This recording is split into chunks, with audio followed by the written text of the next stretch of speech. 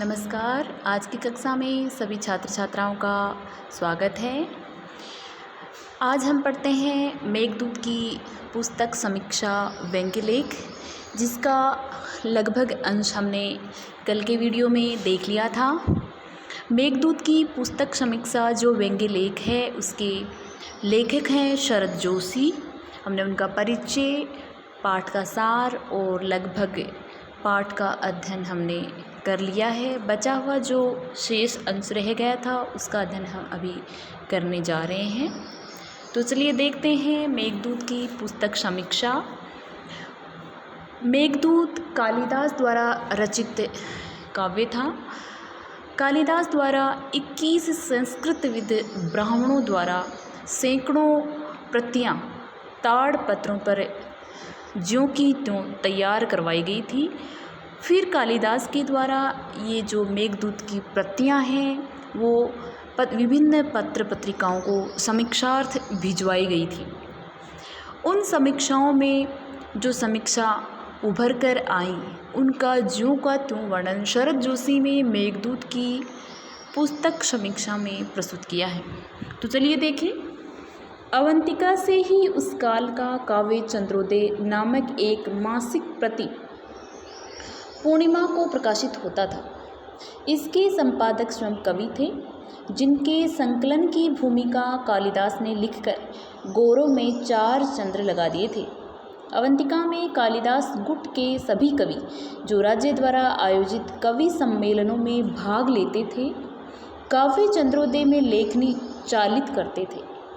पत्र में मेघदूत की समीक्षा में लिखा अंश यूं है।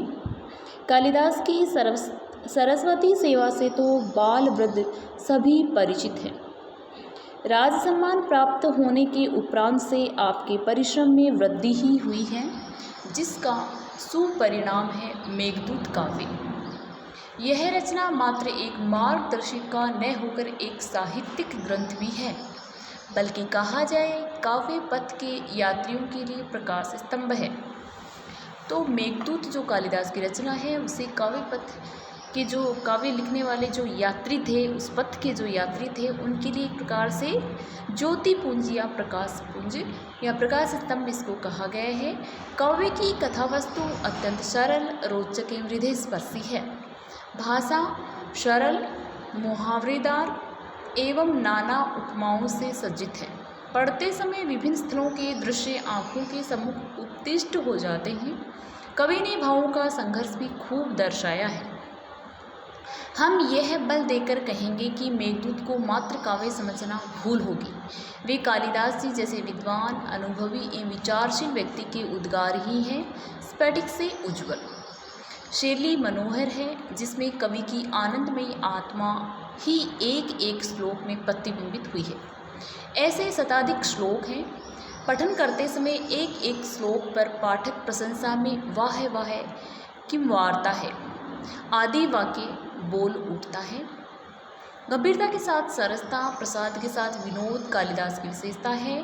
पुस्तक संक्षिप्त एवं उपयोगी है, जो पुस्तकालयों की शोभा बढ़ाएगी।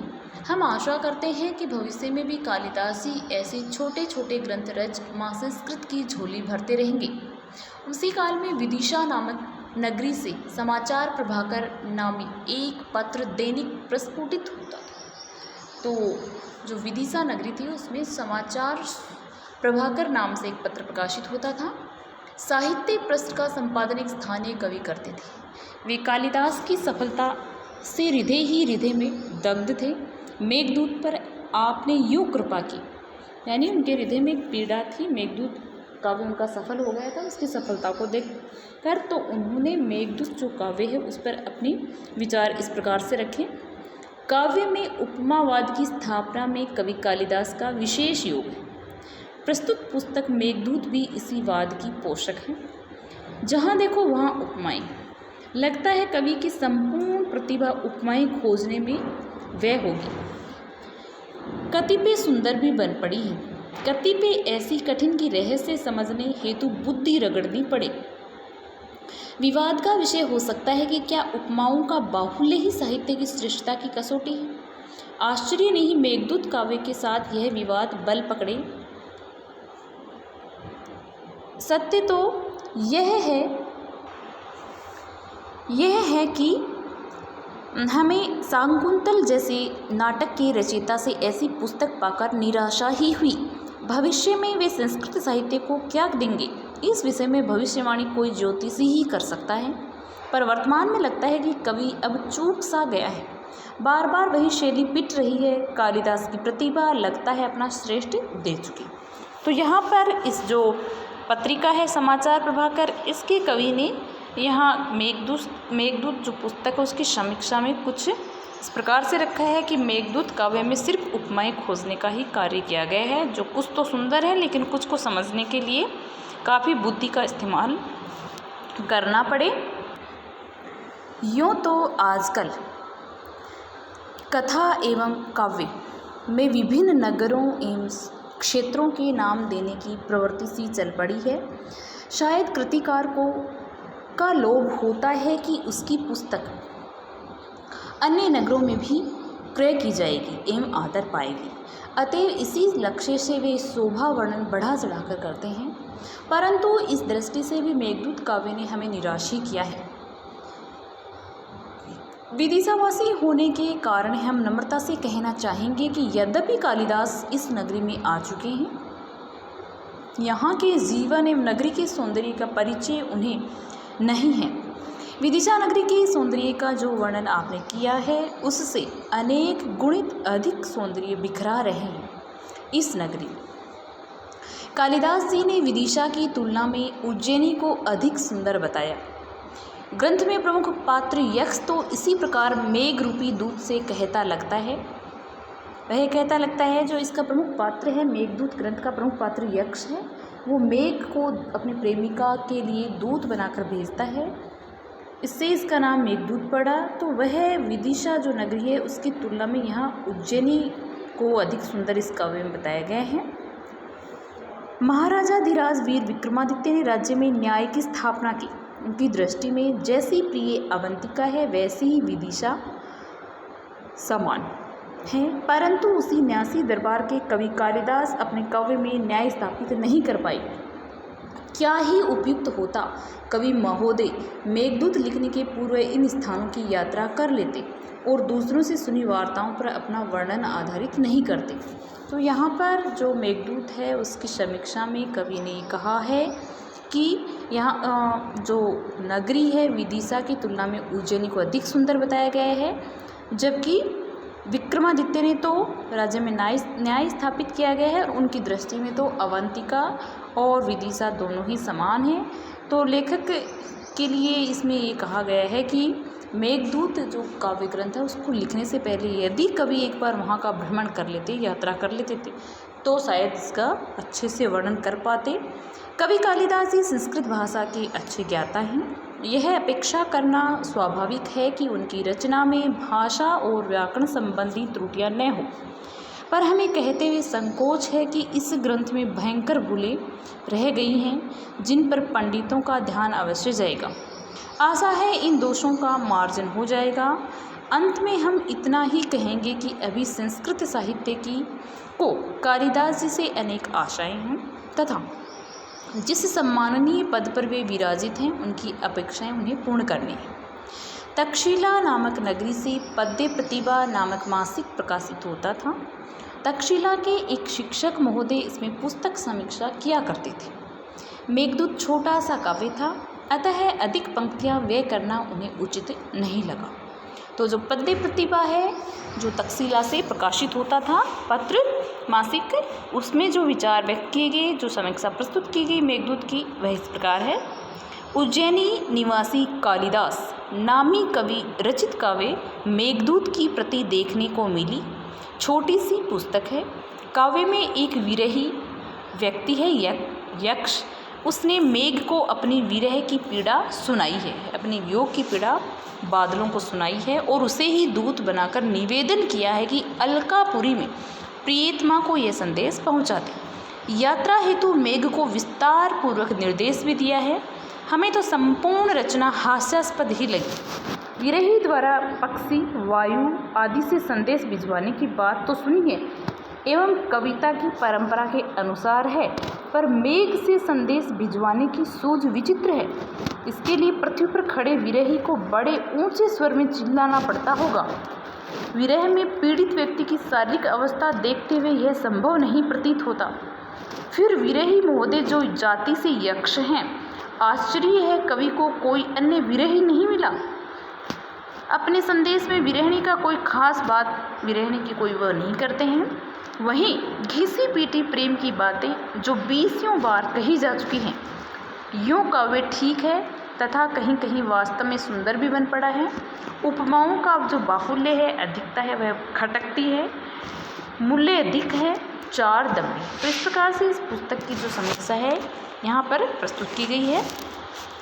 कलिंग देश से एक साप्ताहिक प्रकाशित होता था कलिंग गौरव, जिसका दक्षिण के बुद्धिवादियों में बड़ा आदर था।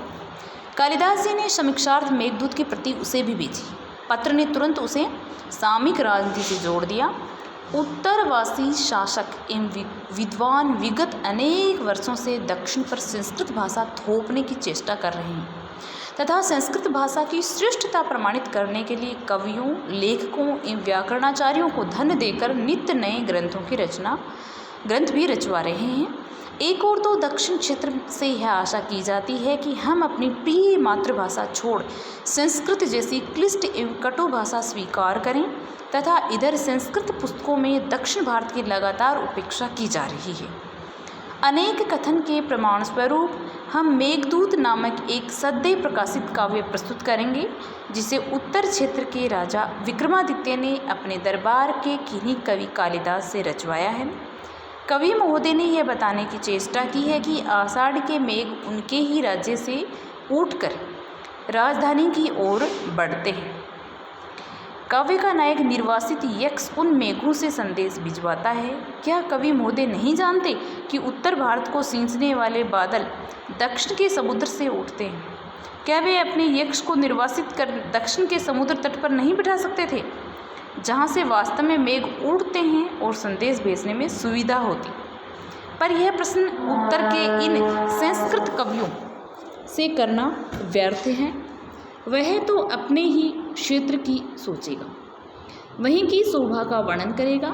जिस भाषा में ऐसे संकीर्ण कवि हों जो मेघदूत सा काव्य रचे, वह भाषा किसी दक्षिणवासी को कैसे स्वीकार हो? इसके अतिरिक्त अन्य पत्रों में ने मेघदूत का उल्लेख सिर्फ प्राप्ति स्वीकार के अंतर्गत ही किया है। उत्तर भारत के हस्तिनापुर क्षेत्र से निकलने वाले प्रसिद्ध पत्र संजय संदेश में उस दिनांक को प्राप्त पुस्तकों में मेघदूत का उल्लेख था। नींबू गुण विधान, लेखक कविराज वैद्याचार्य मार्तंड भास्कर शास्त्री, प्रकाशक मार्तंड भास्कर प्रकाशन, अयोध्या, मूल्य 10 दमड़ी। ऐसे ही मेघदूत काव्य रचयिता कालिदास, प्रकाशक विक्रम कीर्ति प्रकाशन, उज्जैनी, मूल्य 4 दमड़ी। सुहाग रात्रि प्रदीपिका, लेखक वंशीधर ऋषिकेश, प्रकाशक ऋषिकेश पुस्तकमाला, मथुरा। अपनी काव्य मेघदूत की उपर्युक्त समीक्षाएं पढ़कर कवि कालिदास ने आत्महत्या के उद्देश्य से उज्जैनी के समीप बहने वाली क्षिप्रा नदी में छलांग लगा दी, परंतु साहित्य के सौभाग्य से क्षिप्रा उक्त काल में भी आज की तरह अधिक गहरी नहीं थी। कविवर तैरते हुए किनारे आ लगे।